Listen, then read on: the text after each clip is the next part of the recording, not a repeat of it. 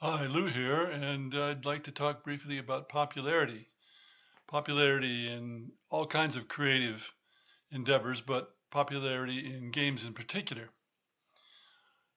Whenever I think about this, I think about popular songs. Some of these songs make it immediately. Some of them are released and they don't make it, and then 6 months or a year later they're released and they become hits. Some of them are hits in one country and not in another, and I'm talking about English speaking countries. What's going on? Mull of Kintyre by Paul McCartney. 6 weeks on the number one in Britain.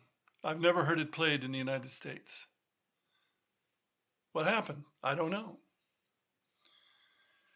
So some things about popularity I don't think you can explain very well other than chance, timing. Now, some things we can explain. Being first is very important. For example, Monopoly is a poor game design as published, but it was first, and it's become a habit with people. And there are many other games that are of that sort.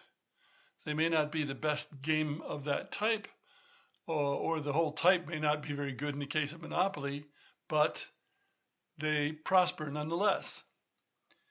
Some games are very good, but I think if they were released now for the first time, they would pretty much flop. Chess, for example. Chess is much too complicated, and that's why there are chess clocks, because people would think a long time, the analysis paralysis. Checkers, perhaps, although checkers is a much simpler game, so it might have been okay. But chess survives partly because of the great mass of studies that have been made of chess. D&D, some people would say, is not a very good design, but I think in general it was. I still play first edition D&D, but it's also had 5 major editions after the first. And the first was not really the first AD&D because they had the books beforehand. So the game keeps changing. It retains usually its fundamental rules, but it keeps changing, and that's one reason why it succeeds. Now, also tastes change over time. For example, a lose a turn card is something that used to be common in games, but now publishers tell me it's a really bad idea. Game players have learned from video games to do something all the time. Now, most turn-based tabletop games, you don't get to do something all the time. But that's especially true if you have a lose a turn card. And so games that I used to have a lose a turn card in, I have taken it out. There are many other tastes that I could talk about that have changed or have changed for some people.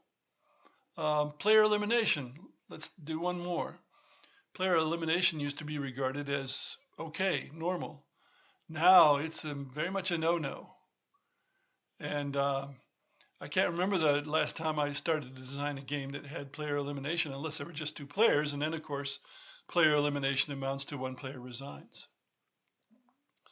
So what does this mean for designers? Well, it means there's an awful lot of chance in what's going on. And to try to figure out exactly what makes a game popular is probably a bad idea. In video games, sometimes people try to figure out exactly what elements are popular in video games and then make one just like it. And what they usually end up with is a soulless mess because they're kind of picking and choosing instead of putting everything together in a harmonious whole. So I say design games that you like, design games that playtesters in your target market like, and that's about the best you can do. Thanks for listening.